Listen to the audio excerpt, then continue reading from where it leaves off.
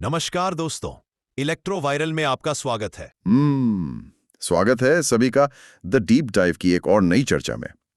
आज की जो हमारी चर्चा है ना, वो किसी ऐसी चीज के बारे में है जो हमारे चारों तरफ है, लेकिन हम उसे देख नहीं सकते। हाँ बिल्कुल। और मजेदार बात यह है कि हम उस पर पूरी तरह से निर्भर भी हैं। सही कहा। देखिए, इस वक्त हमारे और आपके आसपास हर आधुनिक घर या मतलब दफ्तर की दीवारों के पीछे एक खामोश सा एक अदृश्य युद्ध चल रहा है। बिल्कुल, तारों के जाल में। हाँ, बाहर से सब कुछ कितना शांत दिखता है ना, जैसे हमारे लैपटॉप आराम से चार्ज हो रहे हैं, सर्वर रूम की लाइटें ब्लिंक कर रही हैं और हमारा स्मार्ट फ्रिज बस अपना काम कर रहा है। लेकिन अंदर की कहानी कुछ और ही है। वही तो, अगर किसी तरह हम उन तांबे के तारों के अंदर बहने वाली बिजली की शक्ल देख सके ना, तो वो किसी शांत नदी की तरह बिल्कुल नहीं दिखेंगे। अरे नहीं, बिल्कुल नहीं। वो तो एक बेहद हिंसक और कह सकते उथल पुथल भरे तूफान जैसी दिखेगी। एकदम सही। और आज हम इसी छिपी हुई सच्चाई का गहन विश्लेषण करने वाले हैं। आज हम जिस सोर्स को डिकोड कर रहे हैं वो है इलेक्ट्रो वायरल चैनल का एक बहुत ही दिलचस्प episode 198, the electro viral waveform distortion guide के नोट्स। और ये नोट्स बहुत ही आई ओपनिंग है। बिल्कुल। तो आज हमारा मिशन ये समझना है कि जो इलेक्ट्रिकल सिस्टम्स की दुनिया हमें विज्ञान की किताबों में पढ़ाई जाती है ना, और जो असल जिंदगी का यथार्थ है, उन दोनों के बीच इतना बड़ा अंतर आखिर क्यों है। और ये अंतर समझना इसलिए भी बहुत ज़रूरी है क्योंकि देखिए, जब तक हम उस किताबी तस्वीर से बाहर नहीं आते ना, हम ये समझ ही नहीं पाते कि हमारे सबसे भरोसेमंद और महंगे उपकरण अचानक से काम करना क्यों बंद कर देते हैं। मतलब वो जो अचानक से खराब हो जाते हैं। बिल्कुल। अगर आप विज्ञान की किताबों को याद करें, तो जब ऑल्टरनेटिंग करंट मतलब एसी पावर को दर्शाया जाता है, तो उसे हमेशा एक साइन वेव के रूप में दिखाया जाता है। हाँ, वो जो लहर जैसी डिजाइन होती है। जो जनरेटर है वो एक परफेक्ट गोल चक्कर में घूम रहा है और रास्ते में कोई भी रुकावट नहीं है। लेकिन इलेक्ट्रोवायल के जो नोट्स है ना, वो इस पूरी छवि को एक ही झटके में तोड़ देते हैं। बिल्कुल तोड़ देते हैं। उसमें साफ लिखा है कि बुक्स में साइन वेव परफेक्ट होता है, लेकिन रियल लाइफ में ऐसा कभी नहीं होता। मतलब किताबों की वो साइन वेव तो मुझे ऐसी लगती है जैसे किसी ने सोशल मीडिया पर कोई बहुत ही ज्यादा फिल्टर की हुई एकदम परफेक्ट तस्वीर डाल दी हो। हाँ, ये एनालॉजी एकदम सटीक है ना? हाँ। लेकिन असल जिंदगी में वो इंसान या वो वेव बहुत अस्त व्यस्त होती है। तो अगर वो वेव परफेक्ट लहर जैसी नहीं दिखती, तो सवाल ये है कि वो असल में दिखती कैसी है, और इस अदृश्य रूप को हम देख कैसे सकते हैं। तो इस अदृश्य दुनिया को देखने के लिए इंजीनियर एक खास टूल का इस्तेमाल करते हैं जिसे ऑसिलोस्कोप कहते हैं। अच्छा, ऑसिलोस्कोप। हाँ, इससे आप इलेक्ट्रिकल सिस्टम का हार्ट मॉनिटर समझ सकते हैं। जैसे अस्पताल में ईसीजी मशीन होती है ना। ओह, वो जो बीप बीप करती है और लाइनें दिखाती है। बिल्कुल वही।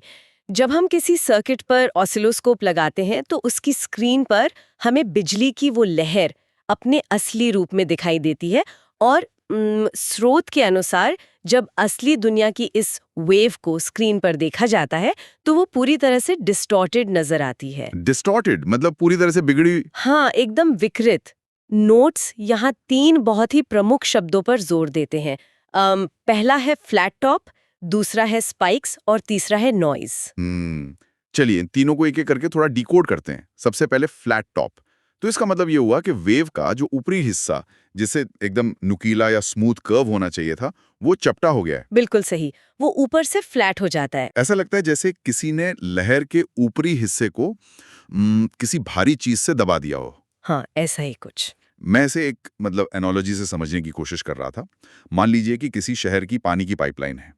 अगर लोग दिन भर धीरे धीरे पानी इस्तेमाल करते हैं तो पाइप में प्रेशर एकदम मेंटेन रहता है। सही है। लेकिन क्या हो अगर शहर का हर एक घर ठीक एक ही मिलीसेकंड पर अपना नल पूरी ताकत से खोल दे? तो पाइप का सारा प्रेशर अचानक से गिर जाएगा। बिल्कुल।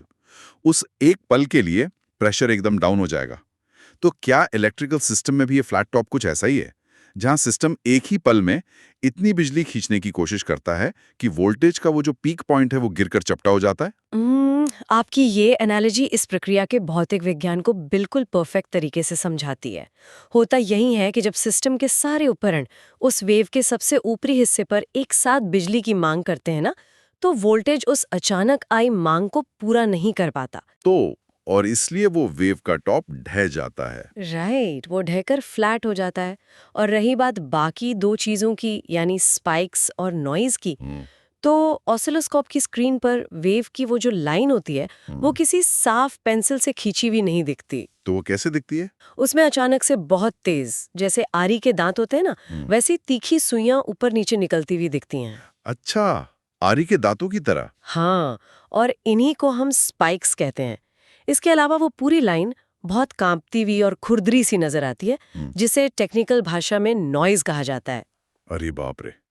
लेकिन ये सब अपने आप तो नहीं हो रहा होगा ना? बिल्कुल नहीं। क्योंकि नोट्स की शुरुआत में तो हमने देखा कि जनरेटर से जब बिजली निकलती है तब तो वो एकदम साफ वेव के रूप में ही निकलती है। हाँ, वहां से वो एकदम परफेक्ट होती है। तो फिर रास्ते में या सिस्टम के अंदर ऐसा क्या मौजूद है जो इस बेचारी सुंदर सी वेव के साथ इतनी बर्बरता कर रहा है? यही तो सबसे दिलचस्प बात है इस पूरी चर्चा की।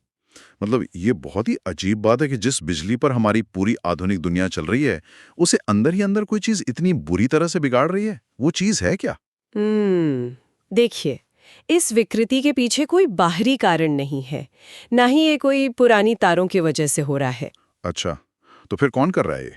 इसका कारण हमारे अपने ही सबसे आधुनिक और स्मार्ट उपकरण है। हमारे अपने गैजेट्स? क्या बात कर रहे हैं? हाँ, इलेक्ट्रोवायरल के नोट्स इस डिस्टॉर्शन को पैदा करने वाले दो सबसे बड़े कारणों को साफ-साफ पॉइंट आउट करते हैं। पहला कारण है SMPS स्विचिंग और दूसरा है VFD चॉपिंग।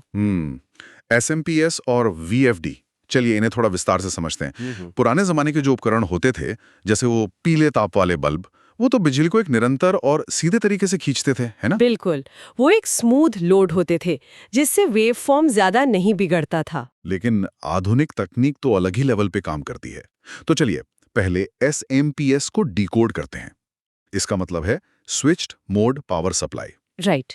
और जहां तक मुझे पता है ये तकनीक आज के लगभग हर आधुनिक इलेक्ट्रॉनिक उपकरण में मौजूद है। हाँ, आपके लैपटॉप के चार्जर से लेकर LED टीवी और यहाँ तक के बड़े-बड़े सर्वर रूम्स तक में। तो अगर हम इसके नाम में मौजूद इस स्विच्ड शब्द पर ध्यान दें तो ये समझ आता है कि ये लगातार बिजली लेने के बजाय एक सेकंड में हजारों बार बिजली को ऑन और ऑफ कर रहा है। एकदम सही पकड़े हैं आप। मतलब ये कि ये उपकरणों को बिजली के छोटे-छोटे झटके दे रहा है। हाँ, ये चूस कर बिजली लेता है। ओह, तो इसी कारण से वो फ्लैट टॉप वाली स्थिति बनती होगी, क्योंकि ये तकनीक वेव के सिर्फ एक खास हिस्से पर ही पूरी ताकत से बिजली खींचती है। बिल्कुल। और देखिए, ये कोई तकनीकी खामी नहीं है, ये एक बहुत ही सोचा समझा इंजीनियरिंग डिजाइन है। अच्छा, मतलब जानबूझकर ऐसा बनाया गया है। हाँ, SMPS तकनीक का विकास ही इसलिए किया गया था ताकि हमारे उपकरणों को उन पुराने भारी भरकम ट्रांसफॉर्मर से छुटकारा मिल सके। ओह, वो जो पुराने अडाप्टर बहुत भारी होते थे। बिल्कुल। इसी स्विचिंग तकनीक की वजह से आज के जो हमारे फोन या लैपटॉप के चार्जर हैं, वो इतने हल्के, छोटे और बेहद एनर्जी एफिशिएंट होते हैं। ये तो बहुत अच्छी बात है फिर। अच्छी बात तो है, ये तकनीक बिजली की बर्बादी को रोकती है। लेकिन इसके काम करने का ये जो आक्रामक तरीका है ना, एक सेकंड में हजारों बार सर्किट को खोलना और बंद करना, ये उस शेयर किए जा रहे इलेक्ट्रिकल सप्लाई पर बहुत भारी पड़ता है। हाँ, तो ये एक बहुत ही दिलचस्प विरोधाभास है। मतलब हमने ऊर्जा बचाने के लिए और उपकरणों को हल्का बनाने के लिए एक बहुत ही शानदार तकनीक इजाद की। हाँ, लेकिन उसके साइड इफेक्ट के रूप में हमने अपनी पावर की क्वालिटी को ही दांव पर लगा दिया। सही कहा। हमें कुछ पाने के लिए कुछ तो खोना पड़ा। लेकिन SMP तो सिर्फ पहला कारण था। नोट्स में दूसरे कारण के रूप में VFD चॉपिंग का भी जिक्र है। VFD यानी वेरिएबल फ्रीक्वेंसी ड्राइव।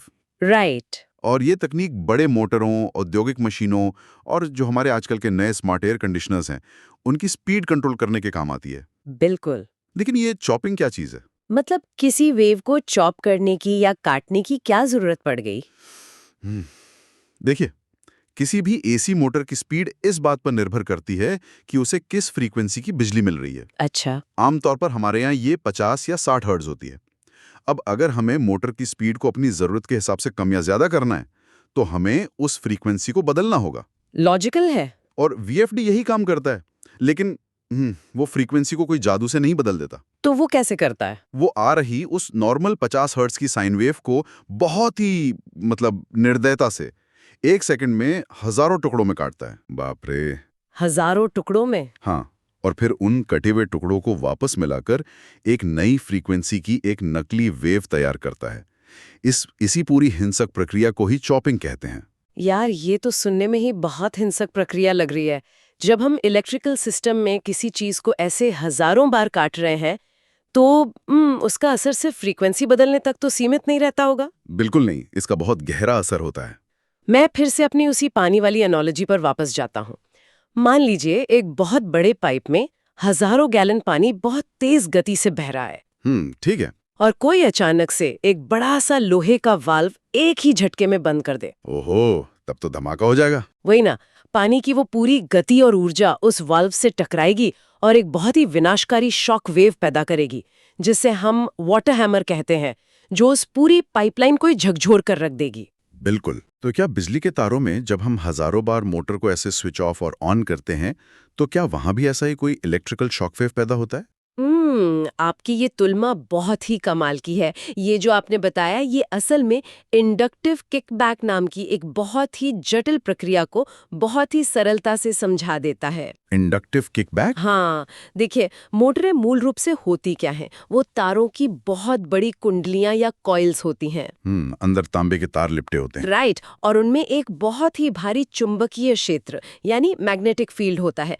तो जब वीएफडी उस वेव को चॉप करता है और करंट को 1 मिलीसेकंड के लिए रोकता है तो मोटर का वो पूरा चुंबकीय क्षेत्र अचानक से ढह जाता है। अच्छा। और ये ढहता हुआ चुंबकीय क्षेत्र बिल्कुल आपके उस पानी के शॉकवेव की तरह ही बर्ताव करता है। मतलब वो वापस तारों में जाता है। बिल्कुल, ये सिस्टम में वापस एक बहुत ही उच्च वोल्टेज का झटका छोड़ता है और ऑसिलोस्कोप की स्क्रीन पर जो वो भयानक स्पाइक्स और नॉइज दिखाई देते हैं ना, हाँ, जो आरी के दांतों जैसे दिखते हैं, वो असल में इन मोटरों से वापस आने वाले यही हिंसक झटके होते हैं। Oh my God.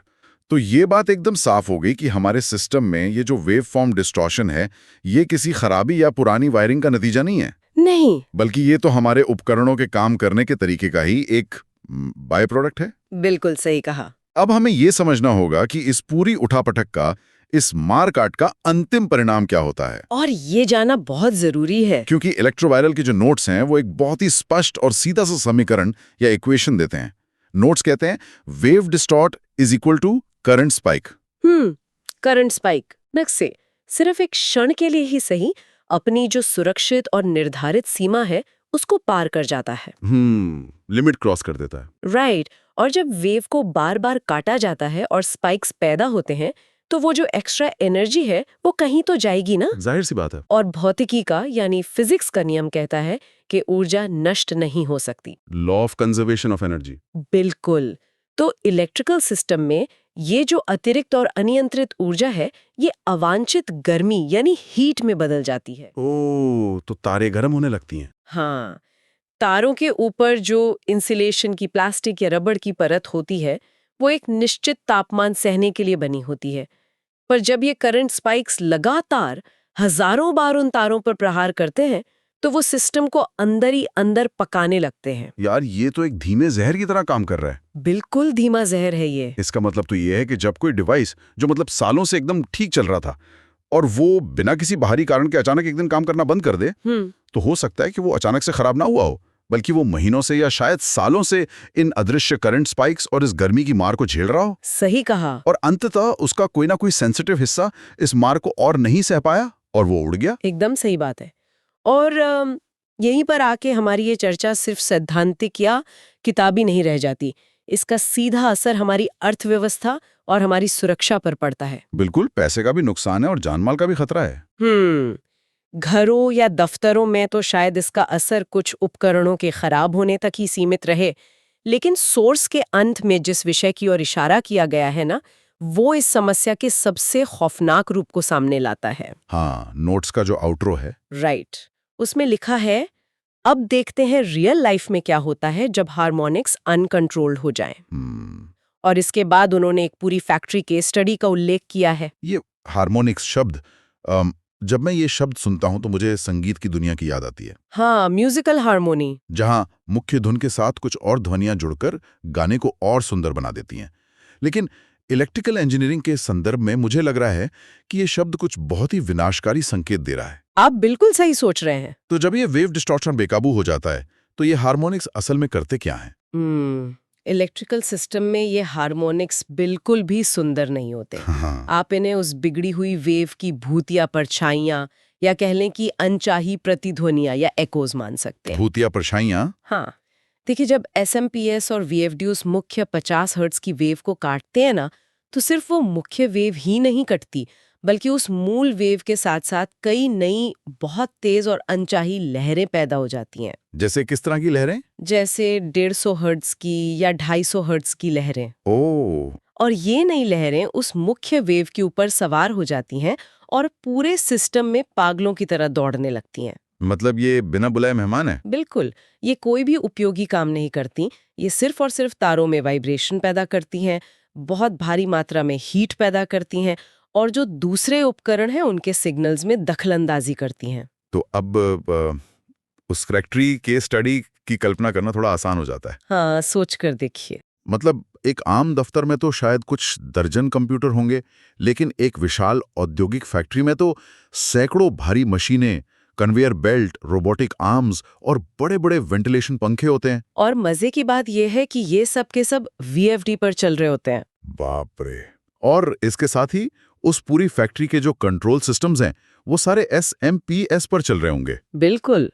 तो जब ये चॉपिंग और स्विचिंग का खेल इतने बड़े और भयानक स्तर पर एक साथ होता है, तो वहां पैदा होने वाले हार्मोनिक्स की मात्रा तो मतलब कल्पना से ही परे होगी। एकदम आउट ऑफ कंट्रोल। अगर ये हार्मोनिक्स अनियंत्रित हो जाएं, तो उस फैक्ट्री में क्या तबाही मच सकती है?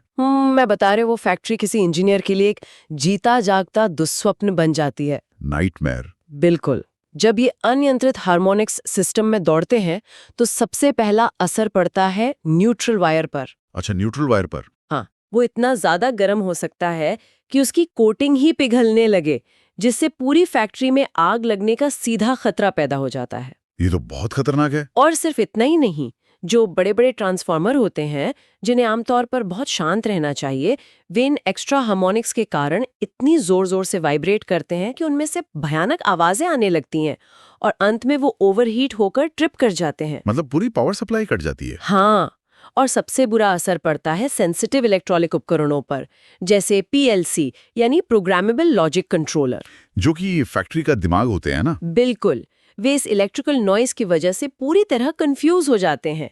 मशीनें बिना कोई कमांड दिए अचानक चालू या बंद हो सकती हैं। तो इसका मतलब ये सिर्फ कुछ उपकरणों के खराब होने की बात नहीं है, ये तो पूरी की पूरी प्रोडक्शन लाइन के अकारण बिना किसी वजह के ठप पड़ जाने की स्थिति है। 100%।